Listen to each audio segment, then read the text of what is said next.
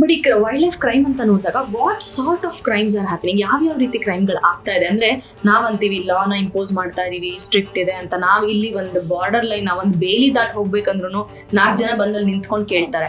For common man ನಾವೊಂದು forest ಬಾರ್ಡರ್ಗೆ ಹೋದಾಗ ಅನ್ಕೋತೀವಿ ಎಷ್ಟು ಸ್ಟ್ರಿಕ್ಟ್ ಇದ್ದಾರೆ, ಹೆಂಗ್ ಮಾನಿಟರ್ ಮಾಡ್ತಿದ್ದಾರೆ ಅಂತ. ಇನ್ಸ್ಪೈಟ್ ಆಫ್ ಇಟ್ ಆಗ್ತಿದೆ ಅಂತ ಹೇಳಿದ್ರೆ ಯಾವ ರೀತಿಯ ಕ್ರೈಮ್ಗಳಾಗ್ತದೆ? ಮೇಜರ್ ಆಗಿ ಬಂದು ವೈಲ್ಡ್ ಲೈಫ್ ಟ್ರಾಫಿಕಿಂಗ್ ಅಂತೀವಿ.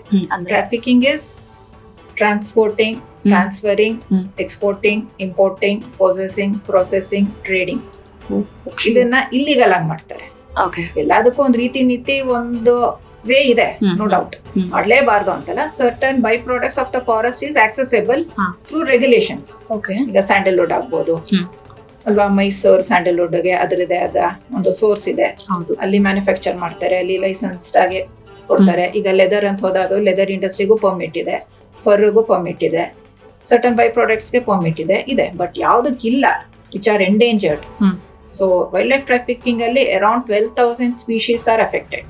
12,000? Yes, 12,000 kinds of species are affected under the wildlife crime.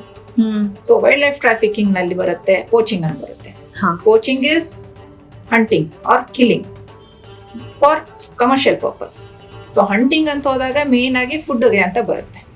So ಫುಡ್ಗೆ ಒಂದು ರೀತಿಲಿ ರೈಟ್ಸ್ ಇತ್ತು ಸರ್ಟನ್ ಟೈಮ್ ತನಕ, ಬಿಕಾಸ್ ಫುಡ್ಗೆ ರೆಸ್ಟ್ರಿಕ್ಷನ್ ಇರ್ಲಿಲ್ಲ. ಬಟ್ ಅದು ಯಾವಾಗ ಪೋಚಿಂಗ್ ಆಯ್ತು for exotic menus, that is wrong again. ಸುಮ್ಮನೆ ಒಂದಷ್ಟು ಎಕ್ಸಾಂಪಲ್ಸ್ ಹೇಳ್ಬೋದು. ಎಕ್ಸಾಟಿಕ್ ಮೆನೂಸ್ಗೆ, ಫುಡ್ಗೆ ಅಥವಾ ಮೀಟ್ಗೋಸ್ಕರ ಅಂತಂದ್ರೆ which is considered as crime ಅನ್ನೋದಾದ್ರೆ ಯಾವ್ದೆಲ್ಲ? ಡೀರ್ಗೆ ತುಂಬಾ ಡಿಮ್ಯಾಂಡ್ ಇದೆ, ದೆನ್ ಟಾರ್ಟೈಸ್ ಇದೆ, ಫುಡ್ ಪರ್ಪಸ್ಗೆ tortoise they do. I mean, ಆಮೇಲೆ ಸ್ನೇಕ್ಸ್ ಇದೆ. So all in South Asia, ನಮ್ಮ ಫುಡ್ ಪ್ಯಾಟರ್ನ್ ಅಲ್ಲ.